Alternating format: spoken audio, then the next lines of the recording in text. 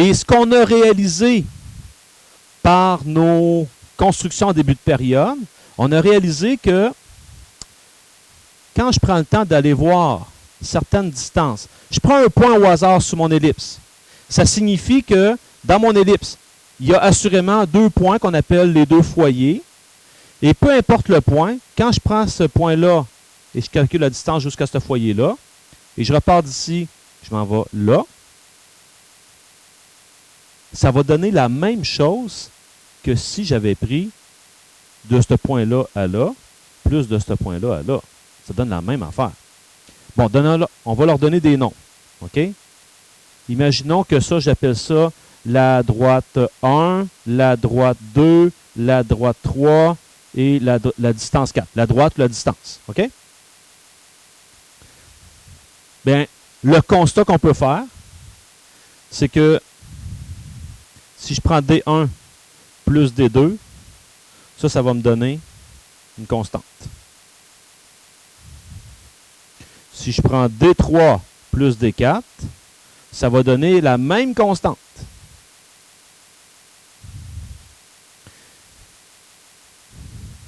Et cette constante-là va correspondre à quoi selon vous? Voilà, ça avez bien suivi depuis le début, ça va donner la mesure du grand axe.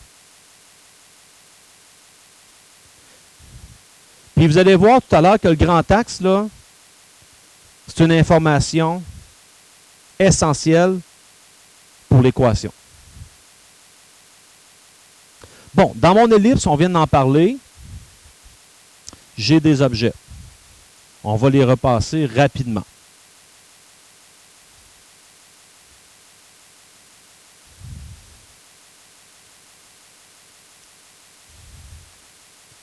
C'est sûr que l'ellipse a un centre également. OK? Et le centre, il est où? C'est le point milieu du segment reliant les 2 foyers. Donc, règle générale, je vais faire un exemple ici. Si j'ai une ellipse qui est horizontale comme ça, règle générale, j'aurais ici, disons, F1, F2, qui seraient mes 2 foyers. Eh bien, je vous garantis que si je trace la droite entre les 2 foyers, c'est sûr que le point milieu entre ces 2 foyers-là, ça, c'est le centre. C'est le centre de l'ellipse.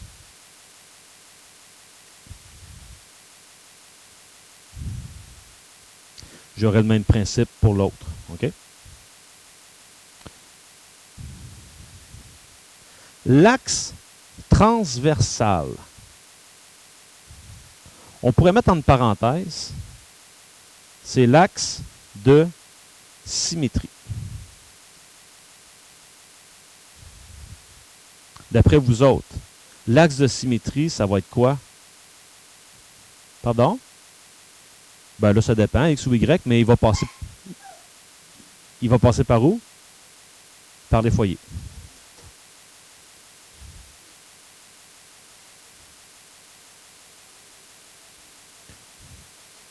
Oui, oui. C'est pour ça que si on dit que c'est la droite qui passe par les 2 foyers, on est sûr qu'on ne se trompe pas. Parce que, j'ai peut-être pas pris le temps d'expliquer ça. Regardez bien. C'est la droite passant par les 2 foyers. Je vais prendre le temps d'expliquer ici parce que là, je pense qu'il y en a qui ont... Il y a une petite information qui est passée rapidement. Quand ma parabole est horizontale, on a vu que j'avais F1 là, F2 ici. Donc, dans ce cas-là, l'axe transversal qui traverse, c'est celui-là. Ça, c'est mon axe de symétrie. Dans le cas d'une ellipse verticale, mes foyers sont là.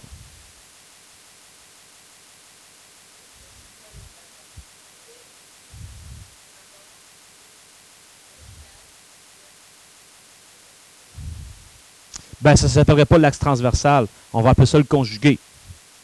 Tu connais ça? OK.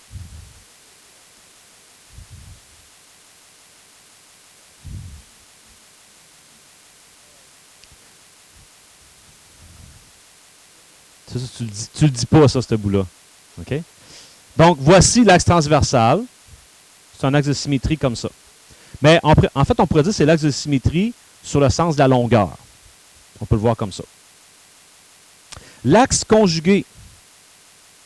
Bien, l'axe conjugué, Samuel, ça va être quoi? Qui est passé entre les deux foyers et qui sera de quelle manière? Perpendiculaire à l'autre. OK? Bien, en fait, de manière plus précise, on n'a simplement qu'à dire, quand il passe perpendiculaire et en plein milieu, on appelle ça une médiatrice.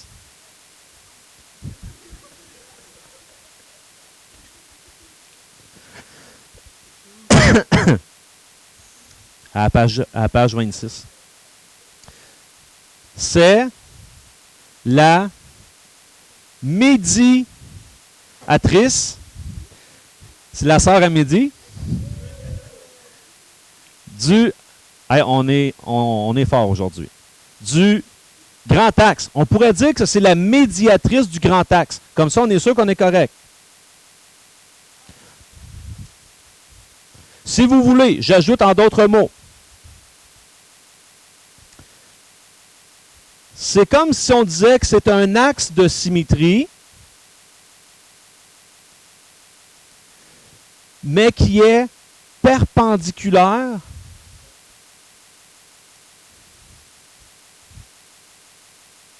à l'axe transversal.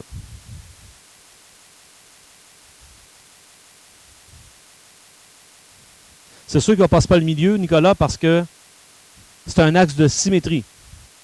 OK? Donc, c'est sûr. C'est une autre façon de le dire. Mais si je dis c'est la médiatrice, là-dedans, j'ai milieu perpendiculaire, du grand axe, ben, je prends mon grand axe, je prends au milieu perpendiculaire. Donc, ça va ressembler à quoi? Bien, j'en fais un des deux. OK? Imaginons celui-là ici. Je vous dessine le grand axe, par exemple de lui. Ça, c'est son grand axe. Si j'ajoute un peu d'infos, je pourrais avoir ici F1, ici F2. Je vous dessine ici le centre de l'ellipse. Et voici, je vais vous tracer l'axe, je vais le mettre en jaune, l'axe conjugué, il est ici.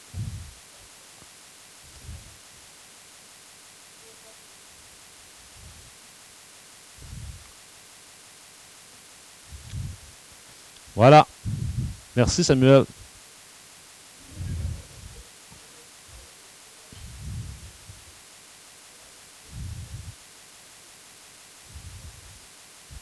Oui. C'est vrai. Oui.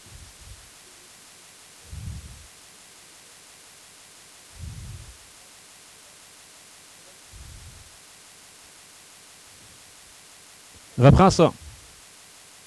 Tu t'es compris en le disant, hein? OK. Les sommets de l'ellipse, il y en a plus. Il y en a 4 sommets, OK? Les 4 points de rencontre.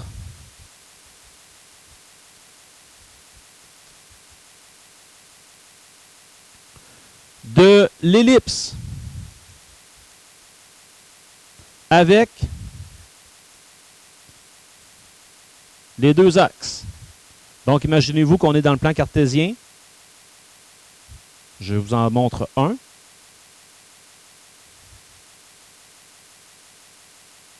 Je suis dans le plan cartésien.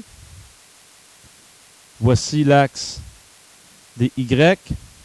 Voici l'axe des X. Eh bien, les sommets, là, là, là et là.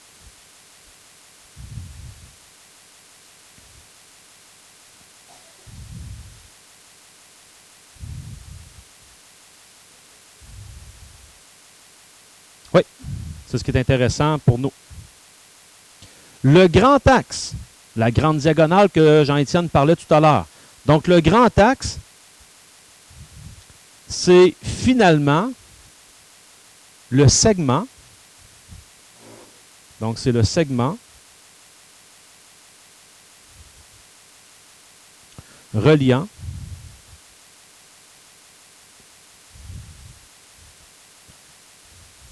les sommets situés sur l'axe transversal. Quand je parle de l'axe transversal, c'est tout le temps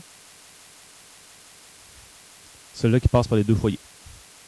Donc, placé comme ici, je sais que j'ai un foyer là, j'ai un foyer là. Placé comme ici, j'ai un foyer là, j'ai un foyer là. Regardez bien ce que je veux vous faire comprendre la différence entre les deux. Dans le premier cas, je vais vous tracer l'axe transversal. Voici l'axe transversal. Ça, c'est l'axe transversal. Le grand axe, ben le grand axe, c'est quoi? C'est le segment. Le segment, c'est coincé entre deux points. Puis on me dit que c'est avec les deux extrémités, mes deux sommets comme ça ici. Voilà. Ça, c'est mon grand axe. Vous pourrez faire le même principe avec l'autre. C'est important de comprendre la différence entre les deux. Bon, ben là, c'est le temps de vous parler un peu de comment on va sortir les mesures. Le grand axe aura toujours comme mesure 2A. Le grand axe placé comme ça, 2B. Visuellement, tantôt, on ira le voir. Le petit axe maintenant, ben, le petit axe, ça va être l'autre. Donc, ça sera le segment reliant les sommets situés sur quel axe? Voilà. Sur l'axe conjugué, donc sur l'autre. Je vous en donne encore un exemple pour bien comprendre. Regardez bien celle qui est horizontale. Celle qui est horizontale. Qu'est-ce que je viens de dessiner ici? L'axe transversal. Ce que je dessine ici,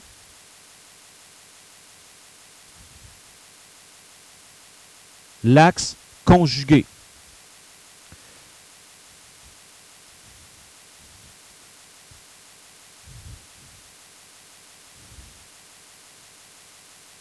C'est quoi je viens de dessiner là? Les sommets. OK? Et finalement,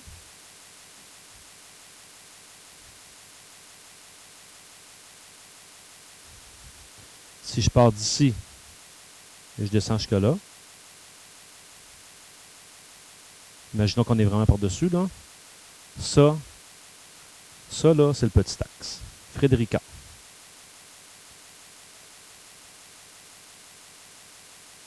Non, non. C'est comme ça. Donc,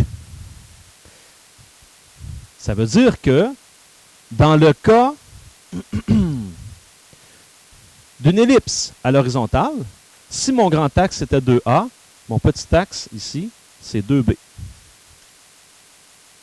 Et dans une verticale, si mon grand axe était 2B, mon petit axe, c'est comme ça, 2A.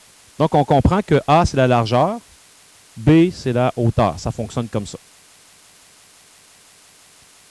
Avec ce que je viens de vous faire comme dessin en lien avec l'axe conjugué et le grand axe, on vient de voir une très grande différence en mathématiques. C'est comme une parenthèse ici. On vient de voir une différence entre qu'est-ce qu'une droite et qu'est-ce qu'un segment. En fait, une droite, on pourrait dire, ne se mesure pas. C'est infini. Alors qu'un segment se mesure. Il est défini. Donc, dans le fond, si je veux être encore plus précis, qu'est-ce que j'ai comme droite dans ce que je connais? Axe transversal ou conjugué. L'axe transversal, l'axe conjugué, c'est des droites. Alors que des segments, j'ai le grand axe et le petit axe.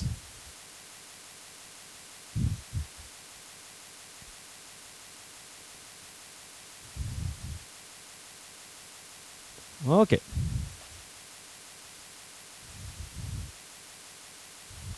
Là, on a du vocabulaire. En début de période, je vous ai montré le fonctionnement de l'ellipse. Et il est 11h08. Donc, il est présentement le temps de entrer plus précisément dans l'équation de l'ellipse et d'aller l'explorer un peu, à savoir mes paramètres sont où, ils font quoi.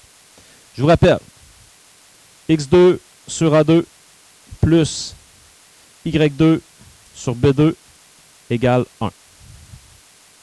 On va commencer par s'intéresser à l'ellipse horizontale. Donc, une ellipse horizontale, c'est que mon A est plus grand que le B. Elle est plus large que haute. On peut le voir comme ça. Donc ici, axe horizontal.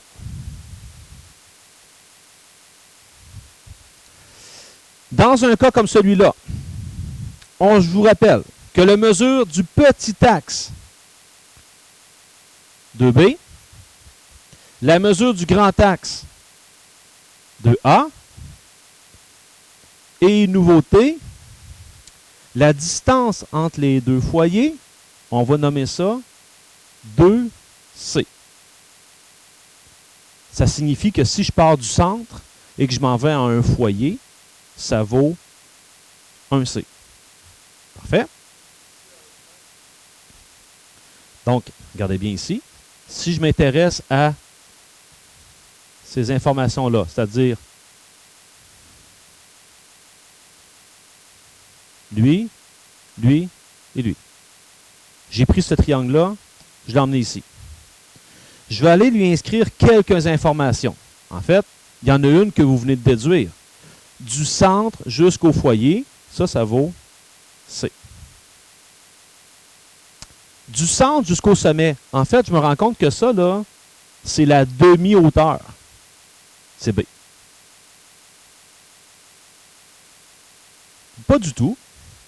Moi, là, avec ce qu'on a fait en début de période, je pensais que ça serait vraiment payant pour vous. Est-ce qu'il y en a qui sont capables de me dire que vaut lui?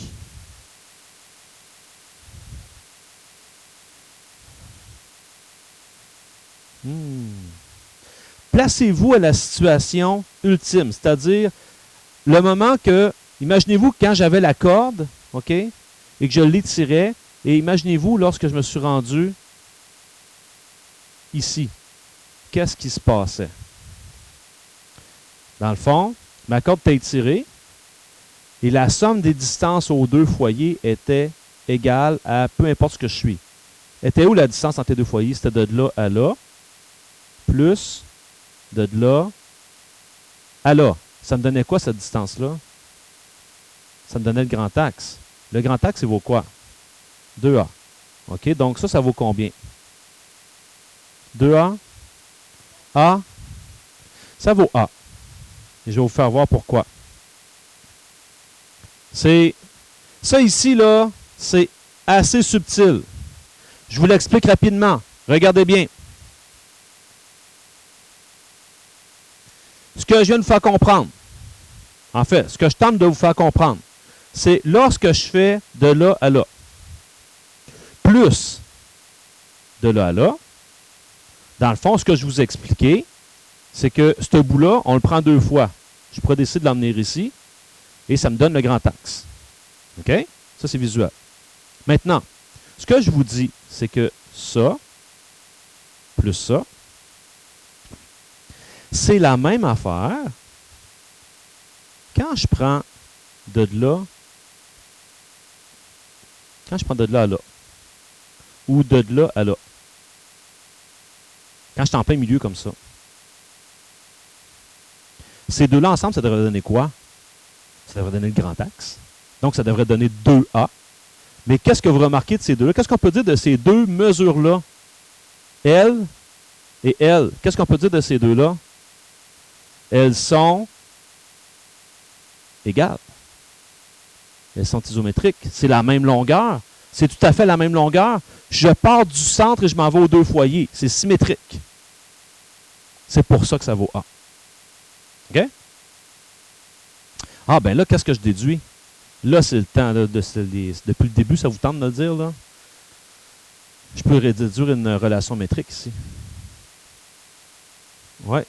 A au carré égale B au carré plus C au carré. Là, ce ne sont pas les lettres de Pythagore. J'applique Pythagore, mais c'est le paramètre A au carré est égal au paramètre B au carré plus paramètre C au carré. En fait, le demi-grand axe au carré est égal au demi-petit axe au carré plus la distance entre le centre et le foyer au carré. Ah, c'est assez particulier. Parfait. Je regarde rapidement le même principe lorsqu'elle est à la verticale. Donc, lorsqu'elle est à la verticale, encore une fois, la mesure du petit axe ici, 2A, le grand axe, 2B, parce que B, c'est ma hauteur, A, la largeur. La distance entre les deux foyers, c'est encore 2C. Donc, j'ai C ici, j'ai C là. Pardon. Donc, si je prends encore mon fameux triangle, que je vous l'emmène ici, on peut comprendre que ça ici, ça vaut C. Du centre, aller au premier sommet qui est ici. Ça vaut A. Et comme tout à l'heure, je pourrais vous faire comprendre que si je décide de prendre de là à là, plus de là à là, cette constante-là devrait me donner la même chose que le grand axe qui serait 2B. Donc, ça veut dire que ce qui me reste ici, ça vaut B, lorsque je suis à la verticale. Et donc, si jamais je suis à la verticale, j'ai une nouvelle relation qui est B au carré égale A au carré plus C au carré. Ce sont des informations très importantes. Ça va nous aider lorsqu'on va vouloir retrouver l'équation d'une ellipse, quand on va être dans le plan cartésien. Donc, je vous ai rappé tout ça dans une feuille résumée. C'est sûr que j'aurais pu être bête puis dès le départ vous dire voici, c'est de même que ça marche. Mais je pense que c'est payant ce qu'on a fait. Vous avez une meilleure compréhension du phénomène. Donc, on distingue deux cas selon la position du grand axe. À savoir, est-ce que mon grand axe il est horizontal ou vertical? Voici les représentations graphiques. OK? Peu importe, ce qui est intéressant, peu importe comment elle est placée, j'ai toujours la même règle. Ça va être simplement de vérifier, est-ce que, dans ce cas ici, est-ce que A est plus grand que B? Ou dans ce cas ici, est-ce que A est plus petit que B?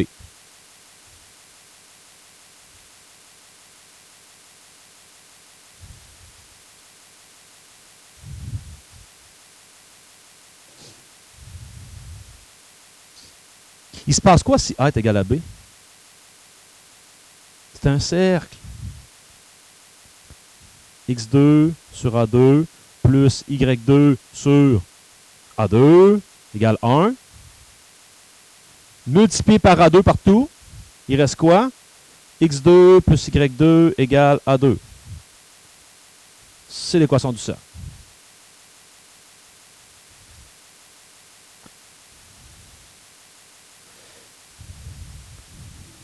A2 est comme mon rayon carré. Bon, peu importe. Maintenant, mes foyers. Ben, je sais que dans ce cas ici, mes foyers sont situés à l'horizontale.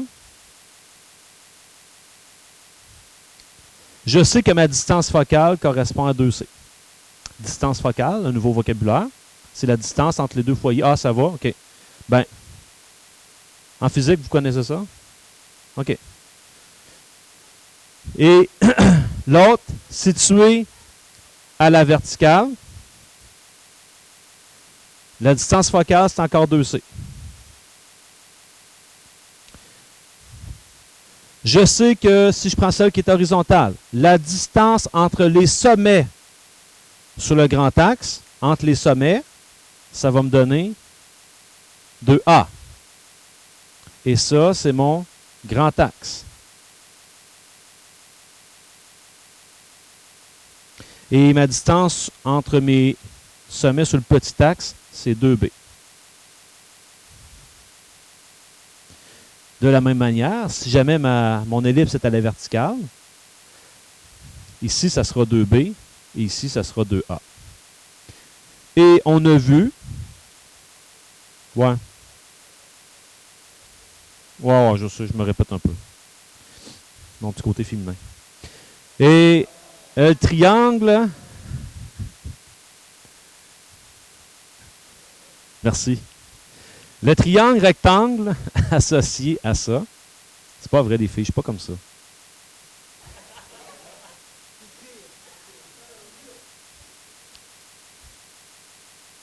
Et j'avais ceci, comme ça, et comme ça. Donc c'est comme ça que se placent les informations. On est prêt à aller voir des exemples maintenant. OK? Bon. Je vais commencer avec un exemple très simple. Je vous donne directement l'équation de l'ellipse et on s'imagine que j'aurai à la tracer. Bon. Je vais sortir les infos direct. Le paramètre A, il vaut 3. Là, je vous dis, c'est le plus simple que vous ne pouvez pas avoir, ça. Paramètre B vaut 5. L'ellipse sera donc d'axe vertical. Vous pouvez bien le marquer, là. B est plus grand que A. Donc, si B est plus grand que A ou A est plus petit que B, là, peu importe comment vous le voyez, c'est vertical. Je m'en viens ici. La longueur du grand axe, ça va être quoi la grandeur du grand axe? C'est la verticale, le grand axe, c'est 2B. Donc, ça va faire 10. La grandeur du petit axe, dans un cas comme ça, c'est 2A. Bien ici, ça va faire 6. Puis ma distance focale, ça va être quoi? Ouais, là, je vais aller voir quand c'est vertical. Quand c'était vertical, à la page précédente, on a vu que B au carré est égal à A au carré plus C au carré. Remplacé. Donc, 5 au carré égale 3 au carré plus C au carré. 25 moins 9 égale C2. 16 égale C2. 4 égale C. Petit calcul de Pythagore.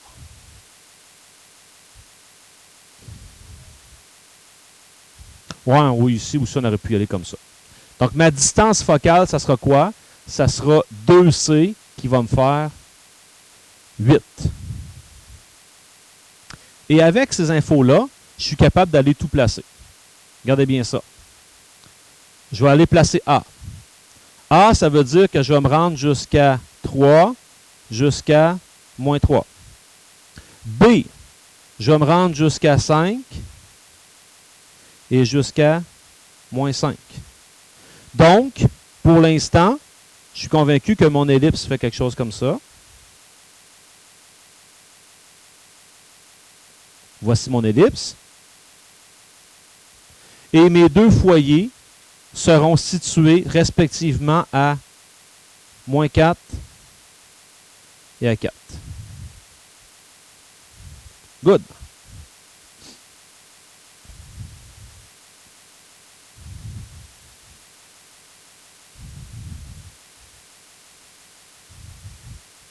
Exemple 2.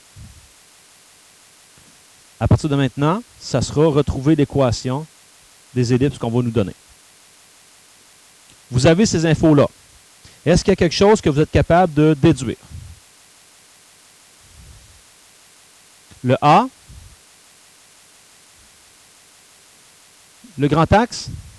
Comment? Le petit axe. Ici, là, ça, c'est mon demi-petit axe. Ça veut dire qu'avec ça, je peux déduire que B vaut quoi? B vaut 6. Quoi d'autre? Je vous rappelle que ce qu'on cherche, c'est x2 sur A2 plus y2 sur B2 égale à 1. Ben oui. Comme toutes les fonctions que vous avez vues, ben c'est même vrai ici, même si ce n'est pas une fonction. Quand j'ai tous mes paramètres et que j'ai un point qui appartient à la courbe, je peux remplacer pour trouver l'autre paramètre. Remplacer. Parce que ça, c'est comme x, y. Alors, si je remplace, je vais avoir 6,4 au carré sur A2 que je n'ai pas, plus moins 3,6 au carré sur 6 au carré égale 1. J'ai bien pris le temps de le mettre en parenthèse parce que quand je m'élève un négatif au carré, il va devenir positif. Alors, je pourrais bien calculer ça ici. Ça, c'est 40,96 sur A2 plus ça ici, un coup calculé, ça donne 0,36 égale 1.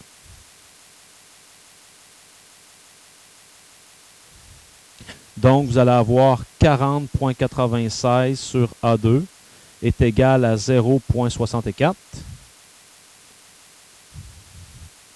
Et après deux petites étapes, vous allez arriver que A vaut 8.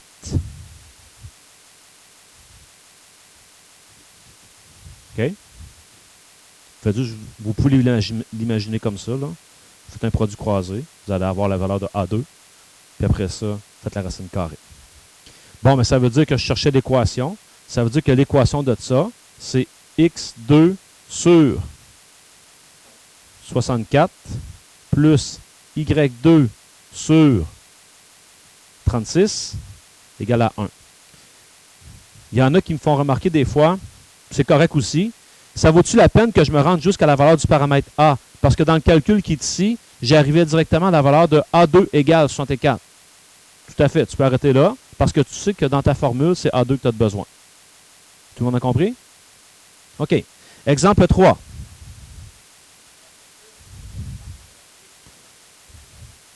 Les deux sont bonnes. Les deux sont bonnes. Un autre exemple, c'est, je vous dirais, pas mal la même que tout à l'heure. C'est simplement le principe. Donc, je m'en viens ici. Ça me donne quoi? A vaut 4. Qu'est-ce que j'ai d'autre comme information? Le foyer. Je sais que C égale 3.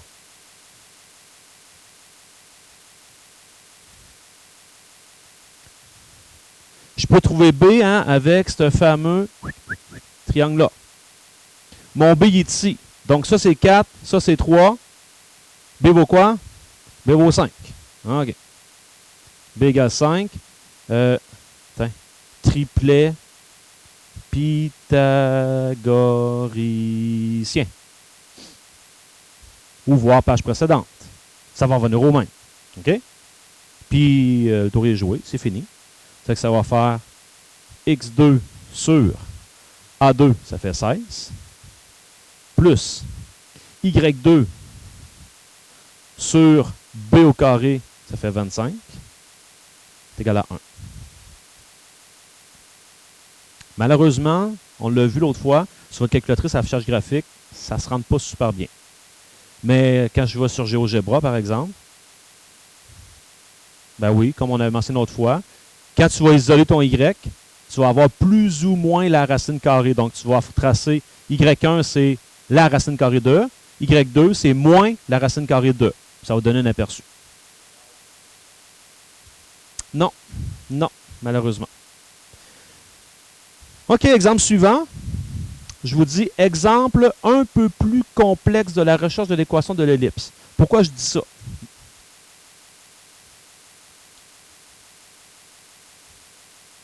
J'ai pas A, j'ai pas B. Mais je peux trouver quoi? J'ai C. OK. J'ai C. Que vaut C? OK, good. 2 racines de 7. Après ça, qu'est-ce que je pourrais faire? Oui? Ça va faire quoi? C'est ça, Myriam? T'as peut-être pas entendu? Dis-moi là, puis je vais vérifier.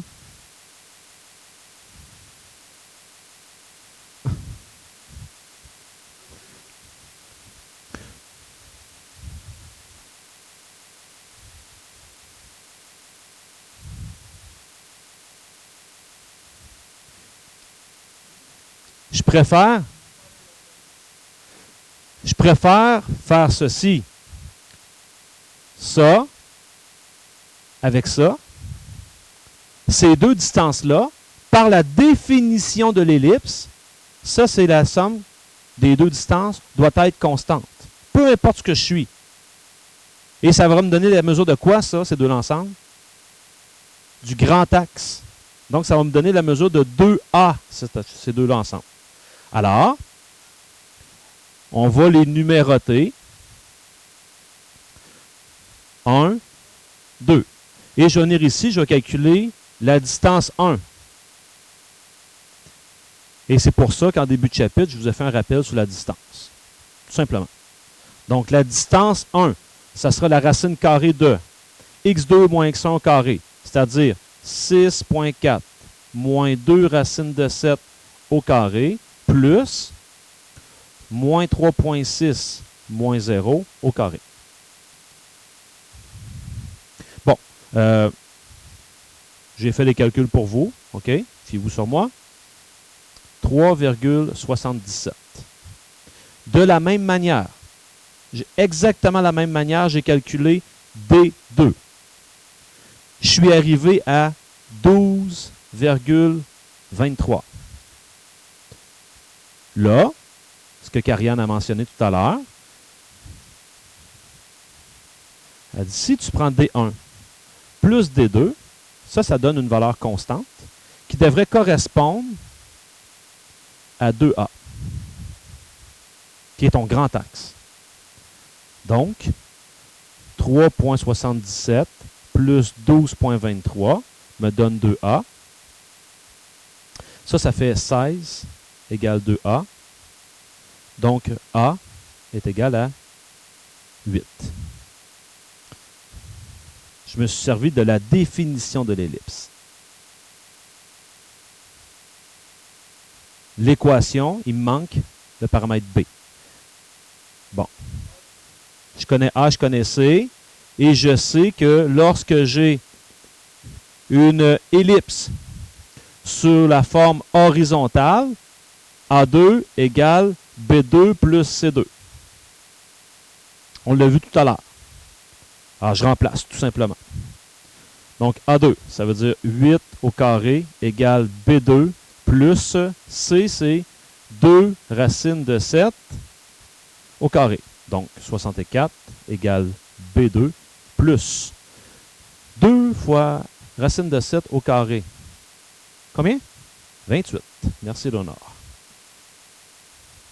Donc, 64 moins 28, 36 égale B2. Ce que je mentionnais tantôt, je pourrais décider de m'arrêter là. Parce que dans mon équation, c'est ça que j'ai de besoin. C'est x2 sur A2 plus y2 sur B2. Donc, ça va faire ici x2 sur 64 plus y2 sur 36 égale 1. Il y a un petit indice qui me laisse croire que je n'ai pas fait d'erreur. A est plus grand que B. C'est horizontal. Hein? Ça se pourrait que je m'embarque dans des calculs, je tombe sur une valeur plus petite, A plus petit que B. Là, ça ne marche plus. Il faut que je vérifie ce qui s'est passé. Frédérica.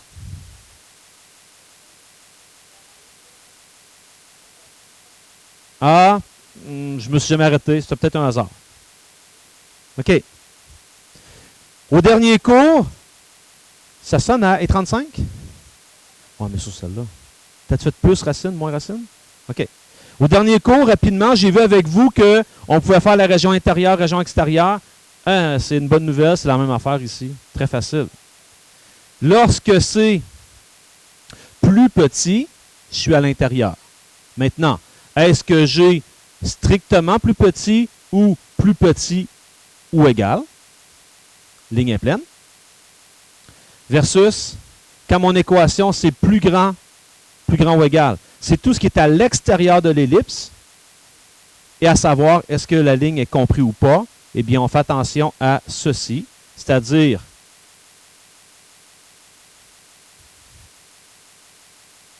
lorsque c'est comme ça et comme ça, le trait est plein et les points de l'ellipse appartiennent à l'ensemble solution.